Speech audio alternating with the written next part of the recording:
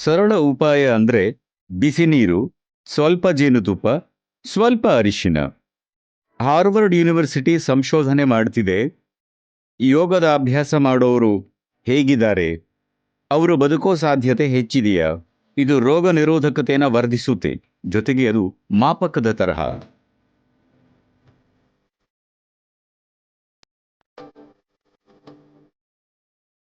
ಈ ವೈರಸ್ ಪರಿಸ್ಥಿತಿಯಿಂದ ಪಾರಾಗಲು ಮಾಯಾದಂಡ ನೀವು ಹುಡುಕುತ್ತಿದ್ರೆ ಆ ತರಹ ಏನೂ ಇಲ್ಲ.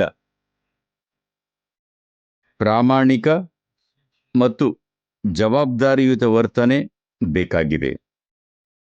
ಲಾಕ್ಡೌನ್ ಸಡಿಲ ಆದಾಗ ನಿಮ್ಮ ಊಹೆಗೆ ಬಿಟ್ಟಿದ್ದು. ಇಲ್ಲಿವರೆಗೆ ನಮ್ಮನ್ನ ಪ್ರತ್ಯೇಕಿಸಿಕೊಂಡು ಕಾಪಾಡಿಕೊಂಡಿದ್ದೀವಿ. ಈಗ ನಾವು ಹೊರಗೆ ಬರಬೇಕಾದಾಗ ನಿಜವಾದ ಸವಾಲುಗಳನ್ನು ಎದುರಿಸಬೇಕಾಗುತ್ತೆ. ಈ ಸಮಯದಲ್ಲಿ ನಾವೆಷ್ಟು ಪ್ರಜ್ಞಾವಂತರು ಮತ್ತು ಜವಾಬ್ದಾರಿ ಉಳ್ಳವರು ಅನ್ನೋದು ಮುಖ್ಯವಾಗುತ್ತೆ. ಲಾಕ್ಡೌನ್ ನಂತರ ಆರ್ಥಿಕ ಪ್ರಕ್ರಿಯೆ ಶುರುವಾದಾಗ ನೀವು ಮಾಡಬಹುದಾದ ಒಳ್ಳೆ ವಿಷಯ ಅಂದ್ರೆ ನಿಮ್ಮ ರೋಗ ನಿರೋಧಕ ಶಕ್ತಿನ ಹೆಚ್ಚಿಸಿಕೊಳ್ಳೋದು. ನಾವಿದಕ್ಕಾಗಿ ನಿಮಗೆ ಕೆಲ ಅಭ್ಯಾಸಗಳನ್ನ ಕೊಡ್ತೀವಿ. ಕಟ್ಟುನಿಟ್ಟಾಗಿ ಸಾಮಾಜಿಕ ಅಂತರ ಕಾಪಾಡೋದು ನಿಮ್ಮ ಧರ್ಮ ಆಗಬೇಕು. ನೀವು ಧರ್ಮಶ್ರದ್ಧೆ ಇದ್ದವರಾಗಿದ್ರೆ, ಇಲ್ದಿದ್ರೆ ಇದು ನಿಮ್ಮ ಸಾಧನ ಆಗಬೇಕು. ನಿಮ್ಮ ಮುಂಜಾವಿನ ಅಭ್ಯಾಸ ಆರಂಭಿಸೋ ಮೊದಲು 8 ರಿಂದ 10 ಬೇವಿನ ಎಲೆಗಳನ್ನು ನಿಮ್ಮ ಬಾಯಲ್ಲಿಟ್ಟು ಜಗಿಬೇಕು. ಆದರೆ ಅದು ನಿಮ್ಮ ಬಾಯಲ್ಲಿರಬೇಕು, ಇದು ಮುಖ್ಯ. ನಿಮ್ಮ ಬಾಯಲ್ಲಿದ್ದಾಗ ಅತ್ಯಂತ ಪರಿಣಾಮಕಾರಿಯಾಗಿರುತ್ತೆ. ಬಾಯಲ್ಲೇ ಇಟ್ಟುಕೊಂಡು 1 ರಿಂದ 2 ಗಂಟೆ ಜಗಿಬೇಕು. ಅಲ್ಲೇ ಇರಲಿ, ಬಾಯಿ ತೊಳಿಬೇಡಿ, ನುಂಗ್ಬಿಡ್ಬೇಡಿ, ಅದು ಬಾಯಲ್ಲೇ ಇರಲಿ. ಹಾಗೇ ನಿಮ್ಮ ಅಭ್ಯಾಸ ಮಾಡಿ. ದಿನವೂ ಬೆಳಗ್ಗೆ ಅರಿಶಿಣನ ಚಿಕ್ಕ ಉಂಡೆ ಮಾಡಿ ಸೇವಿಸಿ. 1 ಗಂಟೆವರೆಗೆ ಬೇರೇನು ತಿನ್ನಬೇಡಿ. ಇನ್ನೊಂದು ವಿಚಾರ, ಈಗ ಬೆಟ್ಟದ ನೆಲ್ಲಿಕಾಯಿ season. Nallikai for Kannada people, the better Nallikai. ಈಗ ಸೀಸನ್ ಇದೆ. ಆ ದೊಡ್ಡ ಗಾಲ್ಫ್ ಬಾಲ್ ಗಾತ್ರದ ನೆಲ್ಲಿಕಾಯಿ ಅಲ್ಲ. ಅವೆಲ್ಲ ಹೈಬ್ರಿಡ್ ನೆಲ್ಲಿಕಾಯಿ. ಬೇರೇನು ಸಿಗದಿದ್ರೆ ಅದು ಪರವಾಗಿಲ್ಲ, ಆದರೆ ಬೆಟ್ಟದಲ್ಲಿ ಬೆಳೆಯೋದು ಇಷ್ಟೇ ಇರುತ್ತೆ. ಒಂದು ನೆಲ್ಲಿಕಾಯಿ ಜಜ್ಜಿ ಸ್ವಲ್ಪ ಉಪ್ಪು ಸೇರಿಸಿ ಅದನ್ನು ಜಗಿರಿ, ಬಾಯಲ್ಲೇ ಇಟ್ಕೊಳ್ಳಿ. ಬಾಯಲ್ಲೇ ಅದು ಹೆಚ್ಚು ಪರಿಣಾಮಕಾರಿ. 1 ರಿಂದ 2 ಗಂಟೆ ನಿಮ್ಮ ಬಾಯಲ್ಲಿರಲಿ. ಈ ಸರಳ ವಿಷಯಗಳು ನಿಮ್ಮ ನಿರೋಧಕತೆಯನ್ನು ಬಹಳ ಹೆಚ್ಚಿಸುತ್ತವೆ. ನಮ್ಮ ರೋಗ ನಿರೋಧಕತೆಯನ್ನು ಹೆಚ್ಚಿಸಿಕೊಳ್ಳೋಕೆ ಬಹಳ ಪಾರಂಪರಿಕ ವಿಧಾನಗಳಿವೆ. ನಾನು ಕಳೆದ 39 ವರ್ಷದಿಂದ ಸಾಮಾಜಿಕ ಜೀವನದಲ್ಲಿದ್ದೇನೆ. ಪ್ರತಿದಿನ ಏನಾದರೂ ಸಾರ್ವಜನಿಕ ಕಾರ್ಯಕ್ರಮ ಇರುತ್ತೆ. ಬಹಳ ಜನರಿಗೆ, ಹಲವಾರು ಕಾರ್ಯಕ್ರಮಗಳಿಗೆ ಒಪ್ಪಿರ್ತೇನೆ. ಈ 39 ವರ್ಷದಲ್ಲಿ ಎಷ್ಟೆಲ್ಲ ಪ್ರಯಾಣವಿದ್ರು ನಾನು ಒಂದೂ ಕಾರ್ಯಕ್ರಮನ ಕ್ಯಾನ್ಸಲ್ ಮಾಡಿಲ್ಲ. ನನ್ನ ಆರೋಗ್ಯ ಸರಿ ಇಲ್ಲದೆ ಪ್ರಯಾಣ ಮಾಡುವಾಗ, ಸೋಂಕಿಗೆ ಎಡೆಯಾದಾಗ, ವೈರಲ್ ಸೋಂಕು ಅಥವಾ ಇನ್ಫ್ಲೂಯೆನ್ಸಾ ಎಲ್ಲ ಕಡೆ ಇದ್ರು, ಇಷ್ಟೆಲ್ಲ ವರ್ಷದ ನನ್ನ ಅಮೆರಿಕ ಭೇಟಿಲಿ ಎಲ್ಲ ಕಡೆ ಇನ್ಫ್ಲೂಯೆನ್ಸಾ ಹಾವಳಿ ಇದ್ರೂ ನನಗೆ ಏನೂ ಆಗಲ್ಲ. ಸರಳ ಉಪಾಯ ಅಂದ್ರೆ ಬಿಸಿ ನೀರು, ಸ್ವಲ್ಪ ಜೇನುತುಪ್ಪ, ಸ್ವಲ್ಪ ಅರಿಶಿನ, ಸಾಧ್ಯವಿದ್ರೆ ಸ್ವಲ್ಪ ಪುದೀನ ಅಥವಾ ಕೊತ್ತಂಬರಿ ಬೀಜ. ಇದನ್ನೇ ನಾವೀಗ ನಮ್ಮ ಭಾಗದ ಎಲ್ಲ ಪೊಲೀಸ್ ಸಿಬ್ಬಂದಿಗೆ ಮತ್ತು ವೈದ್ಯಕೀಯ ಸಿಬ್ಬಂದಿಗೆ ಕೊಡ್ತಾ ಇದ್ದೀವಿ. ನಾವು ಅವರಿಗೆಲ್ಲ ನಿಲವೇಂಬು ಕಷಾಯ ಕೊಡ್ತಿದ್ದೀವಿ. ಅದು ಚೆನ್ನಾಗಿ ಕೆಲಸ ಮಾಡುತ್ತೆ. ಡೆಂಗು ಜ್ವರ ಬಂದಾಗ ತಮಿಳುನಾಡಿನ ತುಂಬ ಇದನ್ನೇ ಮಾಡಿದ್ದು. 9 ಗಿಡಮೂಲಿಕೆಗಳಿಂದ ತಯಾರಿಸಿದ ನಿಲವೇಂಬು ಕಷಾಯ. ಅದು ಪರಿಣಾಮಕಾರಿಯಾಗಿದ್ದು, ಬರೀ ಬಿಸಿನೀರು ಕುಡಿಯೋ ಬದಲು ಇದನ್ನು ಕುಡಿದರೆ ಖಂಡಿತವಾಗಿ ಸಹಾಯವಾಗುತ್ತೆ. ನನಗೆ ಅದರಿಂದ ಬಹಳ ಅನುಕೂಲ ಆಗಿದೆ. ನಾನು ಹೇಳ್ತಿರೋದು ಅಜ್ಜಿ ಔಷಧಿ, ವೈದ್ಯರದ್ದಲ್ಲ. ಆದರೆ ಅದು ನನ್ನ ಅಜ್ಜಿಗೆ ಕೆಲಸ ಮಾಡ್ತು, ನನಗೂ ಕೆಲಸ ಮಾಡ್ತಿದೆ.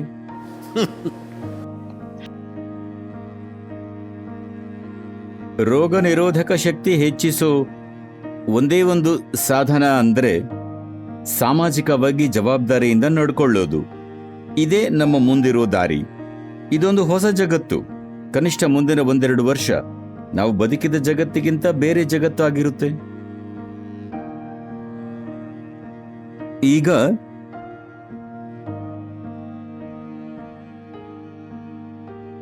ಬಹಳ ವಿಷಯಗಳನ್ನು ಮಾಡಿದ್ದೇವೆ. ಒಂದೇನು ಅಂದ್ರೆ, ಹಾರ್ವರ್ಡ್ ವಿಶ್ವವಿದ್ಯಾಲಯ ಬೆತ್ ಇಸ್ರೇಲ್ ಆಸ್ಪತ್ರೆ ಸಹಯೋಗದಲ್ಲಿ ಅಮೆರಿಕದ ಮೆಡಿಕಲ್ ಸೆಂಟರ್ ಜೊತೆ ಸಂಶೋಧನೆ ನಡೆಸ್ತಿದ್ದಾರೆ. ಯೋಗಾಭ್ಯಾಸ ಮಾಡೋರು, ಯಾವುದಾದ್ರೂ ಯೋಗಾಭ್ಯಾಸ ಮಾಡ್ತಿರೋರು ಈ ತರದ ವೈರಸ್ಗೆ ಹೇಗೆ ಸ್ಪಂದಿಸ್ತಾರೆ, ಅವರ ಚೇತರಿಸಿಕೊಳ್ಳೋ ಗುಣ ಹೇಗಿದೆ, ಅವರು ಬದುಕೋ ಸಾಧ್ಯತೆ ಹೆಚ್ಚಿದೆಯಾ? ನನಗೆ 100% ಖಾತ್ರಿ ಇದೆ, ಅವರು ಉತ್ತಮವಾಗಿ ಬದುಕ್ತಿದ್ದಾರೆ.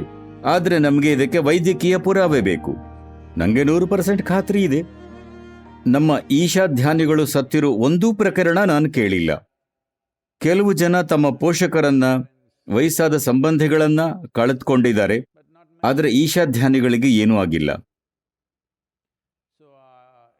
ಯೋಗ ರಕ್ತದಲ್ಲಿ ಬರಲ್ಲ, ನೀವದನ್ನ ಮಾಡಬೇಕು. ಅದೊಂದೇ ಏಕೈಕ ಸಮಸ್ಯೆ. ಇದರ ಜೊತೆ ಅತ್ಯದ್ಭುತವಾಗಿ ಕೆಲಸ ಮಾಡುತ್ತೆ, ಆದರೆ ನೀವು ಮಾಡಬೇಕು. ಯೋಗ ಯೋಗ ಯೋಗೇಶ್ವರಾಯ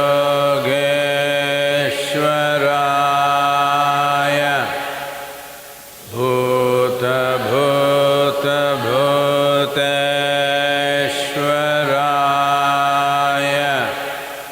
ಕಾಲ ಕಾಲ ಕಾಲೇಶ್ವರಾಯ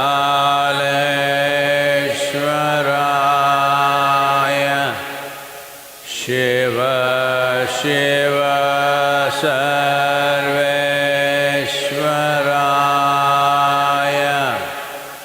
ಶಂಭೋ ಶಂಭೋ ಮಹಾದೇವಾಯ.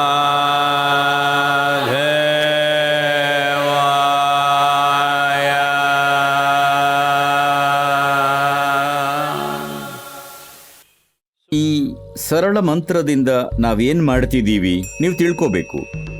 ನಾವು ಮಂತ್ರ ಅಂತ ಕರೆಯೋದು ಶಬ್ದಗಳ ನಿರ್ದಿಷ್ಟ ಹೊಂದಾಣಿಕೆ. ಇವನ್ನ ಸರಿಯಾಗಿ ಹೇಳಿದ್ರೆ ಈ ಮಂತ್ರ ವಿಶೇಷವಾಗಿ ಸಮತ್ ಪ್ರಾಣನ ಜಾಗೃತ ಮಾಡಲಿಕ್ಕೆ ರೂಪಿಸಲಾಗಿದೆ. ನಮ್ಮಲ್ಲಿರೋ ಪ್ರಾಣವಾಯುಗೆ 5 ಆಯಾಮಗಳಿವೆ. ಸಮತ್ ಪ್ರಾಣ ಉಸಿರಾಟ ಮತ್ತು ಯೋಚನೆಗಳ ಪ್ರಕ್ರಿಯೆಯ ಉಸ್ತುವಾರಿ ಮಾಡುತ್ತೆ ಮತ್ತು ಉಷ್ಣ ಉತ್ಪಾದಿಸುತ್ತೆ. ಮೂಲತಃ ಪ್ರಾಣವಾಯು ಉಸಿರಾಟ ಮತ್ತು ಯೋಚನೆ ಪ್ರಕ್ರಿಯೆಗಳ ಉಸ್ತುವಾರಿ ಮಾಡುತ್ತೆ. ಆದರೆ ಸಮತ್ ಪ್ರಾಣದ ಅಗ್ನಿ ಇಲ್ಲದೆ ಪ್ರಾಣವಾಯು ಕೆಲಸ ಮಾಡೋಲ್ಲ. ಹಾಗಾಗಿ ನೀವು ಮಾಡೋ ಎಲ್ಲ ಥರದ ಕ್ರಿಯೆ ಅಥವಾ ಪ್ರಾಣಾಯಾಮಗಳಲ್ಲಿ ಮೊದಲನೇದಾಗಿ ಸ್ವಲ್ಪ ಉಷ್ಣನ ಉತ್ಪತ್ತಿ ಮಾಡಬೇಕು. ಉಷ್ಣದ ಉತ್ಪತ್ತಿ ಆಗದೆ ಉಳಿದ ಆಯಾಮಗಳು ತೆರೆದುಕೊಳ್ಳೋಲ್ಲ. ಉತ್ಪತ್ತಿಯಾದ ಉಷ್ಣ ನಮ್ಮ ನಿರೋಧಕ ವ್ಯವಸ್ಥೆನ ವರ್ಧಿಸುತ್ತೆ. ನಾನು ಕ್ರಿಯೆ ಮಾಡ್ತಿದ್ದೇನೆ, ಹಾಗಾಗಿ ನಾನು ಬೇಜವಾಬ್ದಾರಿಯಿಂದ ಹೊರಗೆ ಹೋಗಬಹುದು ಅಂತ ಯೋಚನೆ ಮಾಡೋದು ಬೇಡ. ನಿಮ್ಮ ಕ್ರಿಯಾ ಮತ್ತೆ ಮಂತ್ರ ಕೊರೋನಾಗೆ ಪರಿಹಾರ ಅಂತ ನಾ ಹೇಳಿಲ್ಲ, ಅದಲ್ಲ. ಅದು ನಿಮ್ಮ ವ್ಯವಸ್ಥೆನ ಗಟ್ಟಿ ಮಾಡುತ್ತೆ. Building up immunity is not going to happen overnight. This we must know. ನಾವಿದನ್ನ ತಿಳಿಬೇಕು. ನಿರೋಧಕತೆ ರಾತ್ರೋರಾತ್ರಿ ಬರಲ್ಲ. 4 ರಿಂದ 8 ವಾರದಲ್ಲಿ ನಿರೋಧಕತೆಯಲ್ಲಿ ಗಮನಾರ್ಹ ಸುಧಾರಣೆಯನ್ನು ಕಾಣಬಹುದು. ಹಾಗಾಗಿ ಮಂತ್ರ ಮತ್ತು ಈಶಾಕ್ರಿಯ ಒಟ್ಟಿಗೆ ನಿಮ್ಮ ವ್ಯವಸ್ಥೆಯಲ್ಲಿ ಸಮತೋಲನ ತರುತ್ತೆ. ಅದನ್ನ ನಮ್ಮ ಯೋಗಕ್ಷೇಮಕ್ಕಾಗಿ ಬಳಸೋಣ. ಯೋಗ ವಿಜ್ಞಾನದಲ್ಲಿ ರೋಗ ನಿರೋಧಕ ವ್ಯವಸ್ಥೆಯನ್ನು ಬಲಪಡಿಸೋಕೆ ಹಲವಾರು ಅಭ್ಯಾಸಗಳಿವೆ. ಅಭ್ಯಾಸಕ್ಕಾಗಿ ನಾವು ಒಂದು ಸರಳ ಶಕ್ತಿಯುತ ಸಿಂಹಕ್ರಿಯೆಯನ್ನು ರೂಪಿಸಿದ್ದೇವೆ. ಈ ಕ್ರಿಯೆ ನಮ್ಮ ನಿರೋಧಕ ವ್ಯವಸ್ಥೆನ ವರ್ಧಿಸುತ್ತೆ. ಮತ್ತೊಂದು ವಿಷಯ ಅಂದರೆ ನಿಮ್ಮ ಉಸಿರನ್ನು ಒಂದು ನಿರ್ದಿಷ್ಟ ರೀತಿಯಲ್ಲಿ ಒಳಗೊಂಡಿರುತ್ತೆ. ಇಂದಿನಿಂದ ನೀವು ಅಭ್ಯಾಸ ಆರಂಭಿಸಿದರೆ 1 ವಾರದ ನಂತರ ನಿಮಗೆ ಮಾಡಲಿಕ್ಕೆ ಕಷ್ಟ ಆದರೆ ನಿಮಗೆ ಶ್ವಾಸಕೋಶದ ಸಮಸ್ಯೆ ಇದೆ ಅಂತ ತಿಳಿಯಬಹುದು. ಇತರ ಲಕ್ಷಣಗಳು ಇಲ್ಲದೇ ಇದ್ರೂ ವೈದ್ಯಕೀಯವಾಗಿ ಬರೋ ಉಳಿದ ರೋಗ ಲಕ್ಷಣಗಳು ಬರೋ ಮುಂಚೆನೇ ನಿಮಗೆ ಸಿಂಹಕ್ರಿಯೆ ಮಾಡಲಿಕ್ಕೆ ಆಗೋದಿಲ್ಲ.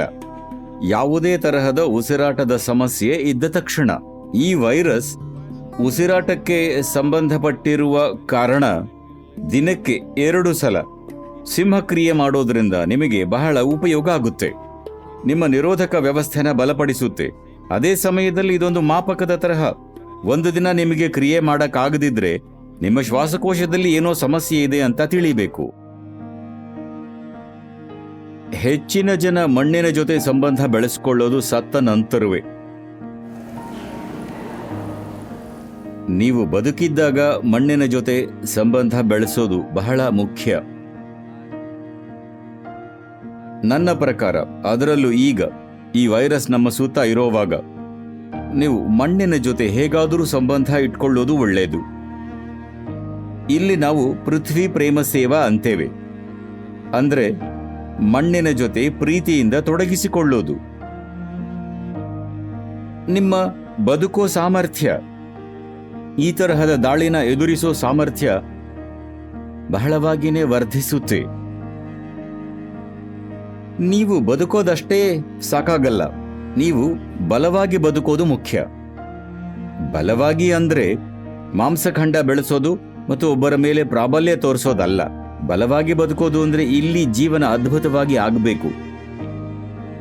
ಇದಕ್ಕೆ ನಿಮ್ಮ ದೇಹ ಇಡೀ ಭೂಮಿನ ತನ್ನ ವಿಸ್ತರಣೆ ಅಂತ ತಿಳಿಬೇಕು. ಅದಿರೋದೇ ಹಾಗೆ. ಇದನ್ನ ನಿಮ್ಮಲ್ಲಿ ತಂದುಕೊಳ್ಳೋದು ಬಹಳ ಮುಖ್ಯ. ಈಶಾ ಯೋಗ ಕೇಂದ್ರದಲ್ಲಿರೋ ನಿಮಗೆಲ್ಲ ಒಂದು ಪ್ರಕ್ರಿಯೆ ಮಾಡಿಕೊಡ್ತೀವಿ. ಪ್ರತಿಯೊಬ್ಬರು 3 ದಿನಕ್ಕೆ ಕನಿಷ್ಠ 1 ಸಲ ನಿಮ್ಮ ಕೈ ಮತ್ತು ಕಾಲುಗಳು ಮಣ್ಣಲ್ಲಿ ಇರಬೇಕು. ಇದು ಬಹಳ ಮುಖ್ಯ. ನೀವು ಎಲ್ಲೇ ಇದ್ರೂ ನಿಮಗೆ ಒಂದು ಸಣ್ಣ ಗಾರ್ಡನ್ ಇದ್ರೆ ಅಥವಾ ಬೇರೆಯವರ ಗಾರ್ಡನ್ನಲ್ಲಿ ಕೆಲಸ ಮಾಡೋಕ್ಕೆ ವಾಲಂಟಿಯರ್ ಮಾಡಬಹುದು. ನನ್ನ ನಂಬಿ ಅವರಿಗೆ ಪುಕ್ಕಟೆ ದುಡಿಯೋರು ಸಿಗ್ತಾರೆ, ಆದರೆ ಅವರಿಗೆ ಹೆಚ್ಚು ಸಿಗುತ್ತೆ ಅಂತ ಯೋಚಿಸಬೇಡಿ. ನೀವು ಹೆಚ್ಚು ಪಡೀತಾ ಇದ್ದೀರಿ. ಮಣ್ಣಿನ ಸಂಪರ್ಕದಿಂದ ನಿಮ್ಮಲ್ಲಿ ಅದ್ಭುತ ವ್ಯತ್ಯಾಸ ಆಗುತ್ತೆ. ನಿಮ್ಮ ಭೌತಿಕ ದೇಹ ಕಾರ್ಯನಿರ್ವಹಿಸೋ ರೀತಿಲಿ ನಿಮ್ಮ ಕೈಗಳನ್ನ ಮಣ್ಣಿನಲ್ಲಿಡಿ. ಇದು ಬಹಳ ಮುಖ್ಯ. ನಿಮ್ಮಲ್ಲಿ ಸ್ಥಿತಿವಂತರಾಗಿರೋರು ನೀವು ಯಾವುದೇ ಕೆಲಸ ಮಾಡೋದನ್ನ ಬೇರೆಯವರು ನೋಡಬಾರದು ಅಂದ್ರೆ, ನಿಮ್ಮ ಶ್ರೀಮಂತಿಕೆಗೆ ತಪ್ಪು ಇಮೇಜ್ ಕಲ್ಪಿಸುತ್ತೆ ಅಂದುಕೊಂಡ್ರೆ ನೀವು ಮಣ್ಣಿನ ಸ್ನಾನ ಮಾಡಬಹುದು. ಹೌದು, ಅದು ಒಂದು ದಾರಿ. ಇದು ನಿಮ್ಗೆ ತುಂಬಾ ಒಳ್ಳೆಯದನ್ನ ಮಾಡುತ್ತೆ. ಈ ವಿಚಾರಗಳನ್ನ ಪಾಲಿಸಿದ್ರೆ ನೀವು ಸುಲಭವಾಗಿ ನಿಮ್ಮ ನಿರೋಧಕ ಶಕ್ತಿಯನ್ನು ವರ್ಧಿಸಿಕೊಳ್ಳಬಹುದು. ಏಕೆಂದ್ರೆ ಅಂತಿಮವಾಗಿ ನಿಮಗಿರೋ ಏಕೈಕ ಮಾರ್ಗ ಅದೊಂದೇ.